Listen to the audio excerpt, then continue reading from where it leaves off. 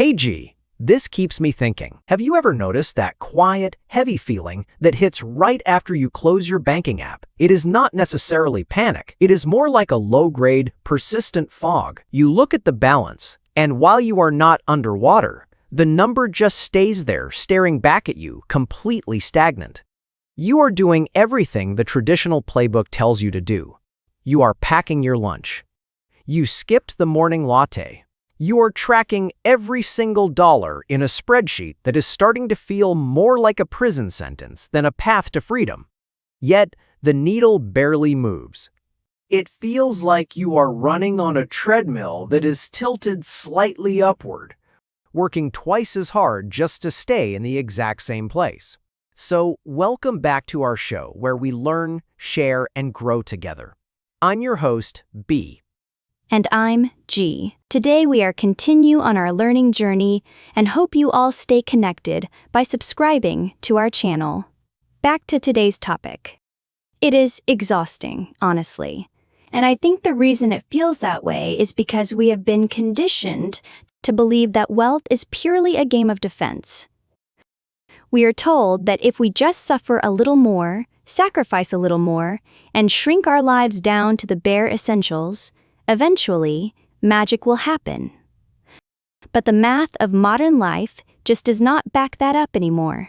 Rent is higher, groceries feel like a luxury, and the baseline cost of simply existing has shifted. When you are trying to reach that legendary first $100,000, which is arguably the hardest financial milestone you will ever face, trying to get there solely by cutting back is like trying to empty an ocean with a teaspoon. You run out of mental bandwidth long before you ever reach the goal. That is exactly where the disconnect lies. We focus so much on the outflow because it feels like something we can control today, right now. If I don't buy that jacket, I saved $100. It gives us a quick hit of dopamine, a false sense of control. But we rarely talk about the ceiling we place on ourselves when we do that. Charlie Munger had this famous perspective where he basically said, the first 100,000 is a total grind. You have to do whatever it takes to get there, even if it means walking everywhere and avoiding vacations. But what people miss in that quote is the context of how the modern world works. He wasn't just talking about saving pennies, he was talking about building momentum. And you cannot build true momentum if your engine doesn't have enough fuel coming in. Right, because savings have a natural floor. You can only cut your expenses down to zero. And realistically, you can't even do that because you need to eat and have a roof over your head. Your defense has a hard limit, but your income is theoretically uncapped. When you shift your focus from, how do I spend less, to how do I earn more intentionally, the entire geometry of your financial life changes. The problem is that when people hear work on income sources, they immediately think of the hustle culture narrative. They picture waking up at 4 in the morning, running 3 dropshipping stores, driving an Uber until midnight, and trading volatile assets in between. That isn't a wealth strategy. That is a fast track to a nervous breakdown. It really is. It treats the human being like a machine that just needs to be overclocked. But we aren't machines. We have emotional limits, cognitive fatigue, and families we want to actually see. If you look at the underlying psychology of people who actually break through that first 6-figure milestone quickly, they aren't working 80 hours a week at 5 different minimum wage gigs. They are playing a different game entirely. They are focusing on leverage. They look at their income not as a static paycheck, but as a series of levers they can adjust. Think about the psychological tax of a scarcity mindset. In his book, Scarcity, Why Having Too Little Means So Much, Senthil Mullainathan talks about how, when we are hyper-focused on a lack of resources, our cognitive capacity actually drops. We lose points of effective IQ because our brains are constantly processing the stress of survival. If you are standing in the grocery aisle, panicking over whether to buy the organic eggs or the regular ones because of a $2 difference, your brain is operating in survival mode. You physically do not have the mental clarity to think about big-picture career moves, high-value skills, or strategic networking. By focusing entirely on cutting back, you are actually keeping yourself trapped in the very mental loop that prevents you from earning more.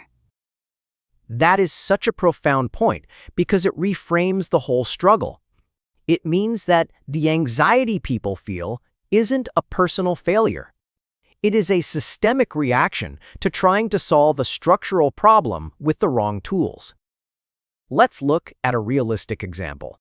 Imagine someone making $50,000 a year.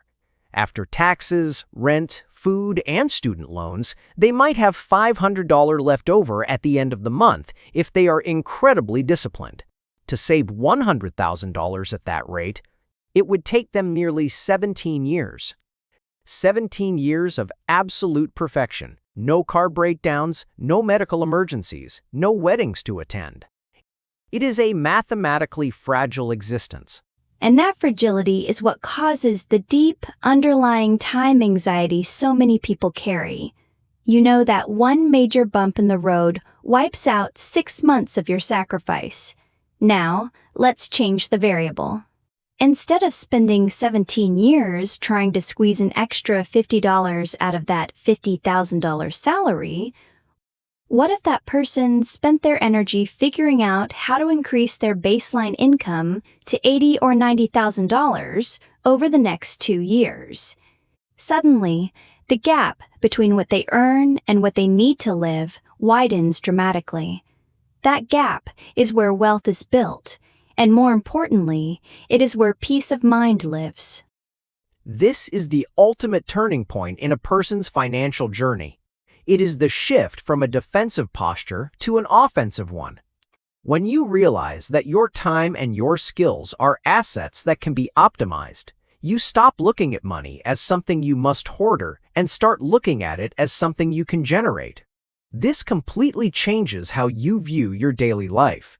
A job is no longer just a place you go to trade 8 hours for a fixed sum. It becomes a platform where you acquire high-value skills that you can leverage elsewhere. It really shifts the power dynamic. When you have a single income source that barely covers your life, you are inherently vulnerable. You tolerate bad management, you accept stagnant wages, and you carry a constant fear of being laid off because you are living on the edge. But when you actively work on expanding your income sources, even if it is just developing a secondary consulting project or positioning yourself for a major promotion, you begin to build what I like to call stability capital. It is the knowledge that your survival is not dependent on the whims of a single corporate entity. That realization alone reduces financial anxiety by orders of magnitude. So, how does someone actually apply this without falling into the trap of toxic hustle culture? Because it is easy to say, earn more, but how do you do it when you are already tired at the end of a regular workday? The first step isn't to look outside your current job, but to look closely within it. Most people undervalue their primary income source. They treat it as a fixed constant. But optimization of your primary career is often the fastest, lowest friction way to inject an extra $10,000, $20,000, or $30,000 into your life. It involves looking at what your industry actually values and acquiring the specific, scarce skills that command a premium. Exactly. It is about becoming an expert in a specific niche, rather than a generalist who can be easily replaced. If you look at people who get significant income bumps, it is rarely because they just stayed at the same company for 5 years waiting for a 3% annual raise. It is usually because they identified a bottleneck in their company or industry, solved it, and either negotiated a major increase or took those skills to a competitor who was willing to pay market value. That is not hustle, that is strategy. It requires 0 extra hours in your week, just a higher level of intentionality during the hours you are already working. And then there is the concept of secondary leverage. If you do choose to build an additional income source outside of your day job, it shouldn't be a transactional task like delivering food or transcription work, unless you desperately need immediate cash for an emergency. Transactional work scales linearly. You only get paid if you are physically doing the task in that exact moment. Instead, you want to focus on expertise leverage. What do you know, or what can you do, that others find difficult? Can you consult for smaller businesses in your field? Can you build a digital asset once that can be sold multiple times? Can you teach a specific skill? This type of income separates your earnings from your immediate time, which is the only way to scale without burning out. What I love about this approach is that it honors your humanity. It doesn't ask you to sacrifice your sleep or your relationships. It asks you to use your brain more effectively. It is about understanding that the first $100,000 is a psychological threshold as much as a financial one. Once you cross it, something incredible happens. The money itself begins to do the heavy lifting. If you have $100,000 invested, even a modest 7% return generates $7,000 a year without you lifting a finger. That is $7,000 of pure passive income. Suddenly, you have a silent partner working alongside you. That silent partner is what changes the entire trajectory of your life. It is the moment where you move from working for money to having your money work for you. But to get that partner in the room, you have to build the engine that can create that initial capital pool. And that engine is your earning capacity. When we look at wealth through this lens, it stops being about restriction and starts being about expansion. It becomes a journey of self-discovery, of learning what you are truly capable of contributing to the world and demanding that the market compensate you fairly for it. It requires a lot of self-compassion too. If you are listening to this right now and you feel overwhelmed by your current financial situation, take a deep breath. The fact that you are feeling stressed is completely normal. The system we live in is complex, and the economic pressures are real. You cannot fix everything overnight, and you shouldn't expect yourself to. Financial progress is not a straight line. There will be months where you take 2 steps forward and 1 step back.